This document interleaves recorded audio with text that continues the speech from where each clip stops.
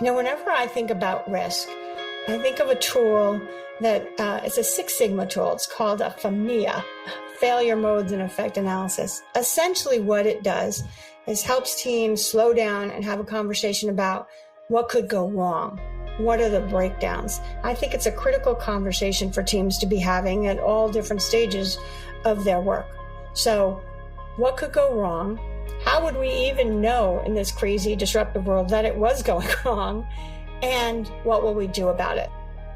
Maureen Ennis, Chief Change Catalyst, hybrid workforce expert, and founder of Thrive, is someone to whom I was introduced by, of all people, her sister, Beth Gleba, who is a longtime personal friend, former DWG colleague, and current DWG member from BCD Travel. In case you haven't come across Maureen, her mission is to partner with executives to build highly productive, cohesive teams based on trust, using a heart, head, and hands methodology, which can be a very powerful foundation for collaboration, productivity, and transformative growth. She's worked with leaders from such organizations as Amazon, Visa, Honeywell, and Covanta. And it just felt like a really timely intersection point to bring together two ideas. One is that Maureen just published new research on big impact teams, which is the marquee topic for our studio chat today. And of course, we'll include a link to Maureen's research in the show notes for this episode. But you may remember that in my predictions for the digital workplace for 2024, I talked about the fact that digital workplace leaders would start the year as chaos coordinators and finish as outriders. And it just felt like an important window of time to bring together those two elements. And so I was delighted to have a chance to talk with Maureen about some of the different frameworks that she uses to lead such big impact teams through what she calls a VUCA world. This is your host, Nancy Goebel, and DWG's Chief Executive. As always, Digital Workplace Impact is brought to you by Digital Workplace Group. Join me now in conversation with Maureen. Happy listening. Maureen, I am just thrilled to have you in the studio today. We have so much to chat about, but first let me start by saying Happy New Year and welcome. Well, thank you so much. Happy New Year. I am very happy to be here today, kicking off the new year with this conversation. And so I know that you have tremendous insight and expertise. And in following you, one of the things that I often see you quoted as saying is, today we live in a VUCA world. And I think that's foundational to this conversation. So what does that mean, and why should digital workplace teams specifically care about that? Absolutely. Yes. VUCA is an acronym, and it surfaced about 25 years ago. It was developed by the Army War College, and it referenced the situation of the world we now live in, and it stands for a world that is volatile. Things can pop up at any time, pandemics, world events. Change is more than random and frequent. It's now popping up where we're not expecting it. It's uncertain, it's complex, having many different levels, and ambiguous. So as a change leader in the 90s, at the beginning of my career, we would always use this phrase, we live in a rapidly changing world. And now we use VUCA more. It conveys more than that. It conveys the fact that where we are now is that change can be drastic and disruptive. And we need to be prepared for that. We need to live in a way that we know that's coming. And some important keys for digital teams and all teams to be successful and thrive in a VUCA world is we need to be resilient and adaptive. responding to the circumstances while staying focused on things like the organization's mission. And we really need to strengthen collaboration across teams, organizations, and businesses. So a lot of the tools of the digital workplace and digital teams really help us with this part of the need, is that we can't afford to be constrained by location or traditional structures anymore. It's really a space where digital teams are a bit ahead of the game. And lastly, we need new models of leadership, teaming, and work. Well, I have to say this exploration couldn't be more timely. In the fourth quarter, I released predictions for the digital workplace for 2024.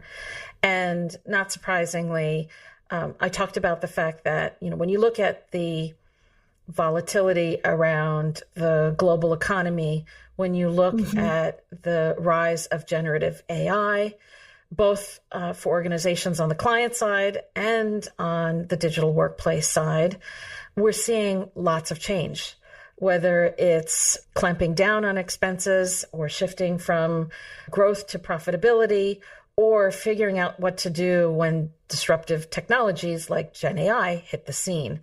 And so at the heart of all of this, as you put it, there's a lot of change. And digital workplace teams and their leaders are at the epicenter of facilitating change. And so I just felt like it was the right moment for us to have a conversation about what digital workplace leaders and their teams in particular need to be thinking about doing vis-a-vis being adaptive and ready for any future challenge. So with that in mind, where do we start? The place to start with all change is the idea of embracing change as the new normal and being able to let go of the old ways of doing things, and in a continuous mode and culture of adopting new ways of working, not getting stuck in the trap of not doing anything because we don't know what's going to happen or we can't plan for any challenge. So the first one is to let go of that need for certainty and to be adopting new ways of working through experimentation and taking risks. That starts with leaders starting with themselves and then moving on to their teams, creating a culture of not only innovation, but the fact that it's okay to try things out, fail, and learn from those failures. And I think sometimes some of the efficiency that our business and corporate cultures have embraced over the last couple of decades have challenged us in really creating these environments where failure is okay. So that's a very important one for digital workforce leaders and teams. The next is really activating your team, having strong narratives to set things in motion, to get people motivated and clear on not only what you're going to do and how you're going to do things differently, but what you need for them to do, mobilizing people, getting them into action, triggering employees and getting them to convene groups around some shared purpose and understand their role in what needs to happen. So organizing people for making change.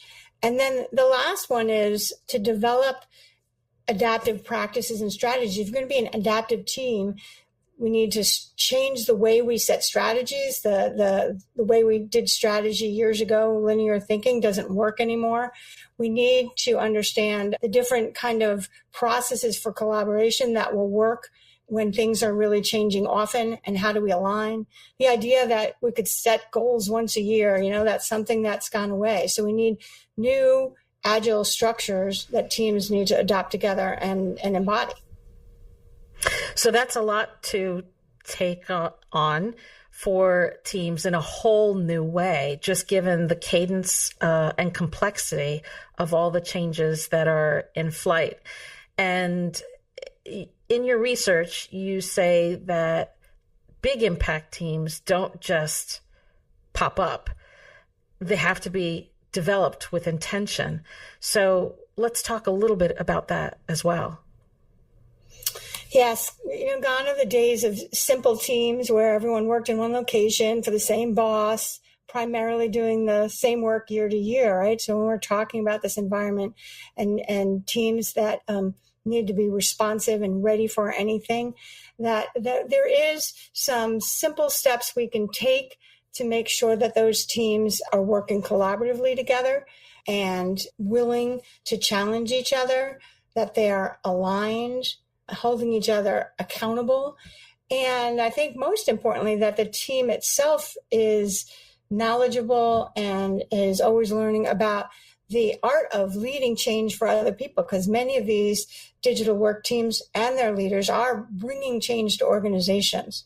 So the intentionality of bringing relationships to the forefront to make the team strong, to make sure that everyone is aligned, and again, make it a place where people can challenge ideas and then bring it into the new organizations are very important. Mm. And I have to say, one of the things that really stood out for me is that your Big Impact Teams framework really represents two sides of a coin.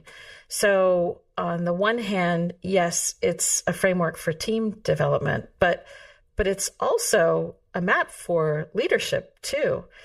What more can you say about that, especially as it relates to digital workplace teams? The only pathway for leaders to learn, to develop and sustain big impact teams is to actually work with the teams they have. The academic approach just doesn't cut it for the work that needs to be done.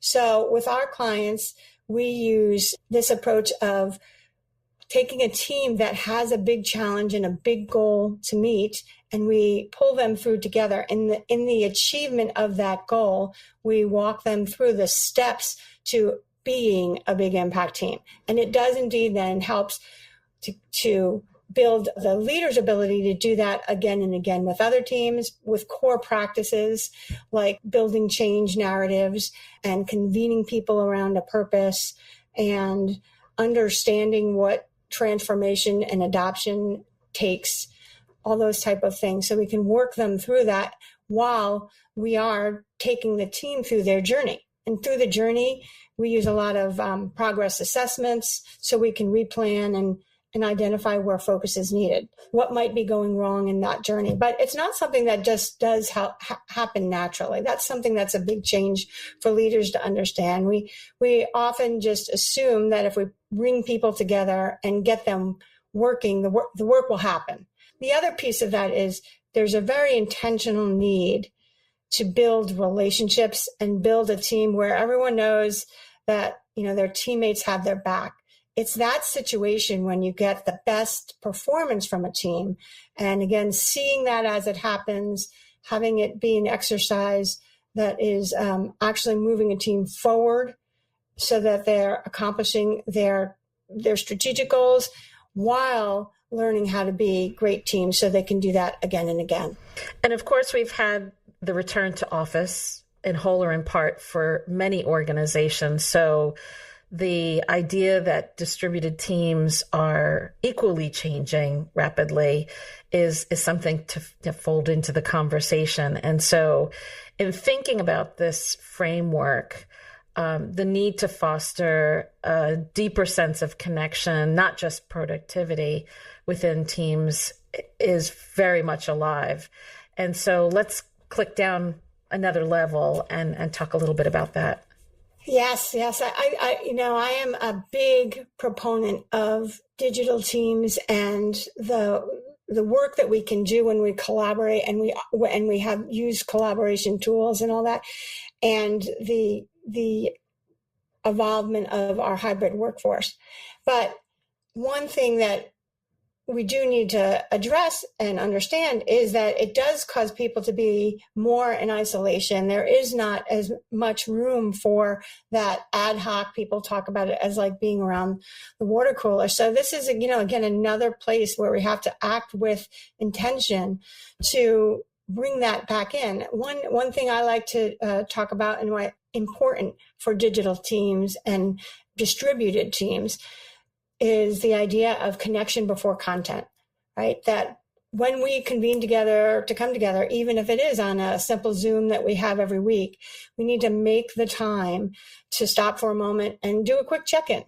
Our team poses questions every week on LinkedIn just that you can ask so that you are having a bit of social connection, getting to know your teammates better, and building that trust that's so important when we really embark on the difficult work of challenges that is changing often. And I would just add a postscript there to say that's a powerful way to do things when you're gathered as a group, but importantly, those check-ins should occur on a smaller scale, one-to-one as well.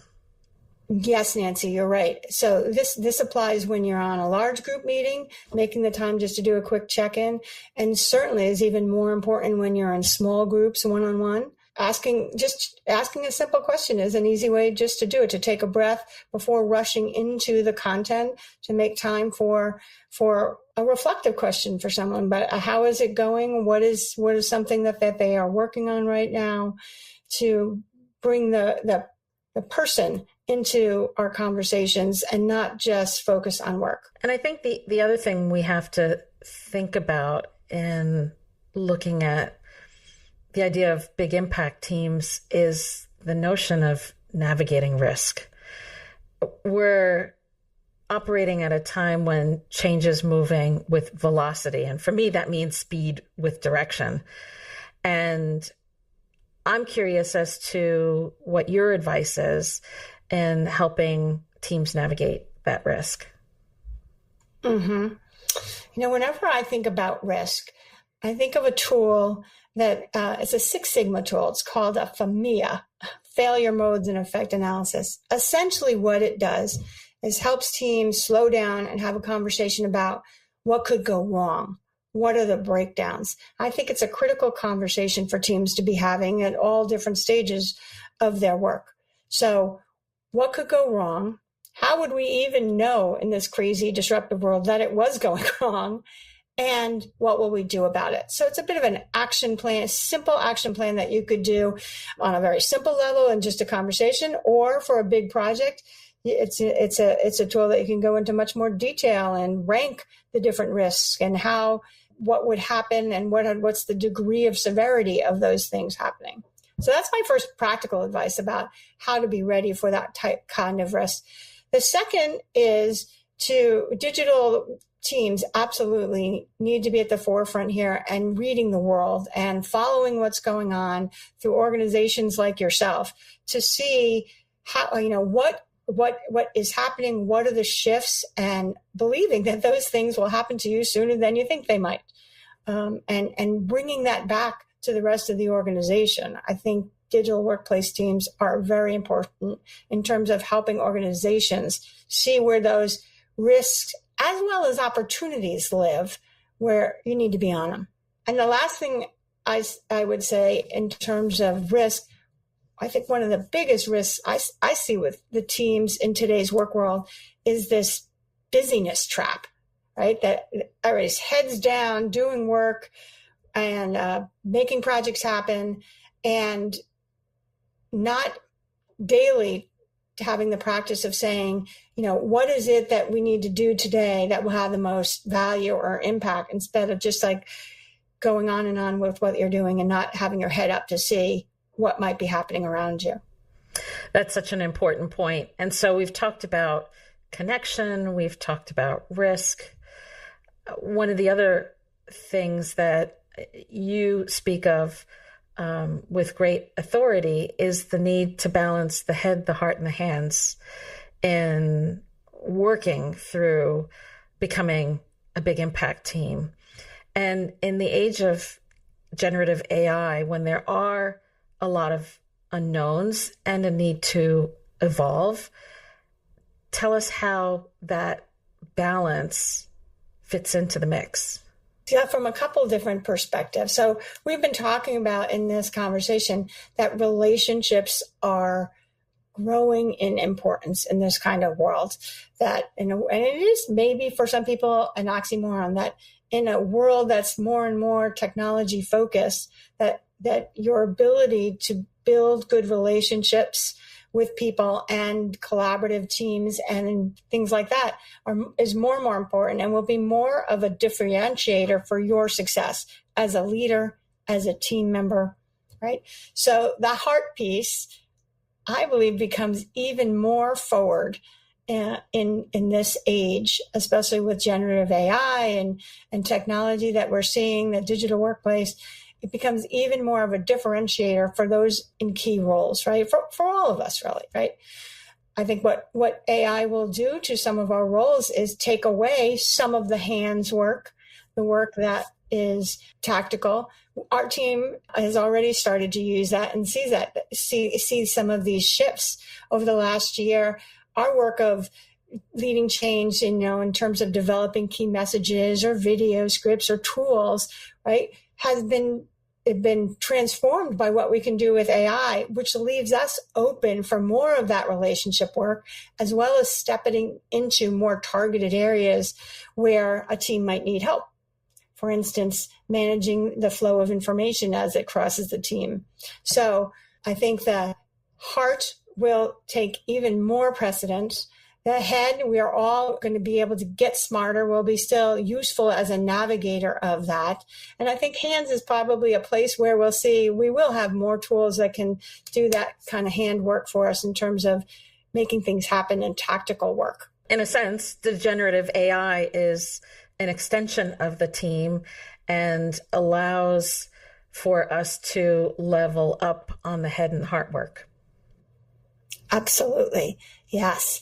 And this is an area where we really look forward to helping our clients, integrate that AI or technology into their process to be able to help them to create more value add in the roles they hold and the work they're doing and how they spend their time. So, Maureen, we're coming quickly to the end of our time together. So I have two final questions for you. The first is, was there a question you were hoping I'd ask you and didn't as part of this conversation? Yeah, there's one thing I think of that is a challenge for big impact teams and digital teams and digital workplace leaders. And it has to do with how much time we're working collaboratively and balancing it with asynchronous work. The work that we do ourselves when we're doing it on our own thinking time. And I do think that's a place where leaders need to give thought to not having full-blown schedules that have meetings every moment so people don't have the time to do their own thinking and creativity. I see that in my work with teams as something that needs to happen, that people don't have time to think or be creative because they're just in meetings all the time.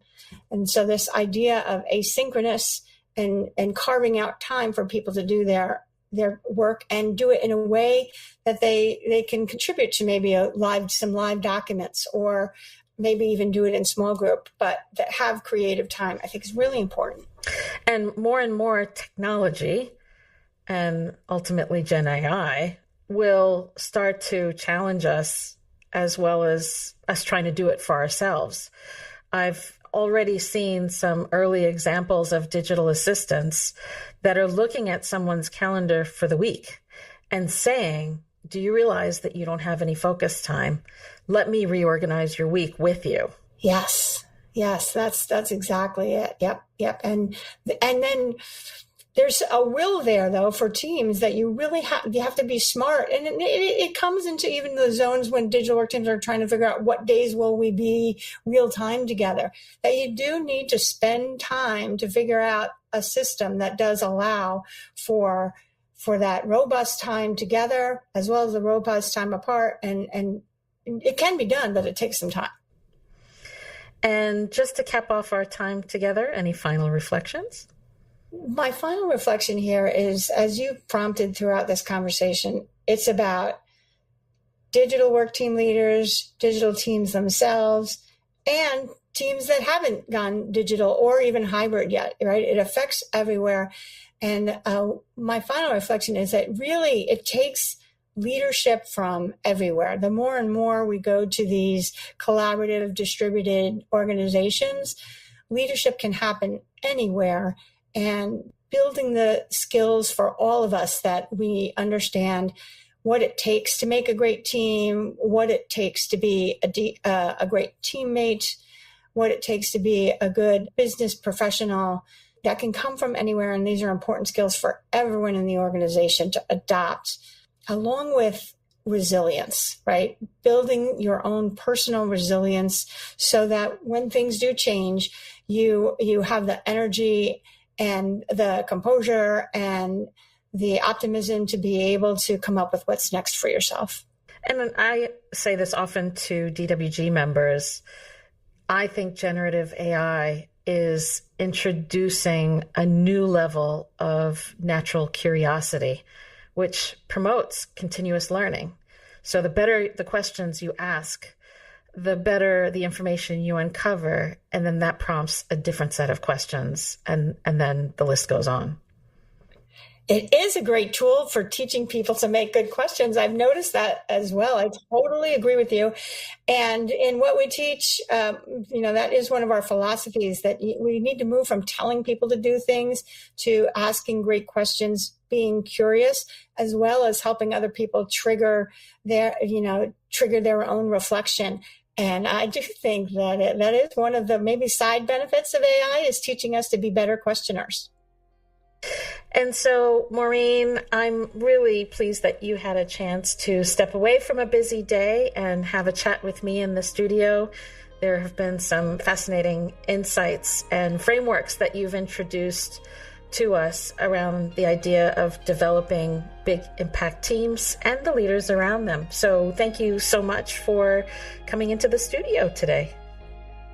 Thank you as well. And to everyone out there, just keep on moving forward. Digital Workplace Impact is brought to you by the Digital Workplace Group. DWG is a strategic partner covering all aspects of the evolving digital workplace industry, not only through membership, but also benchmarking and boutique consulting services. For more information, visit digitalworkplacegroup.com.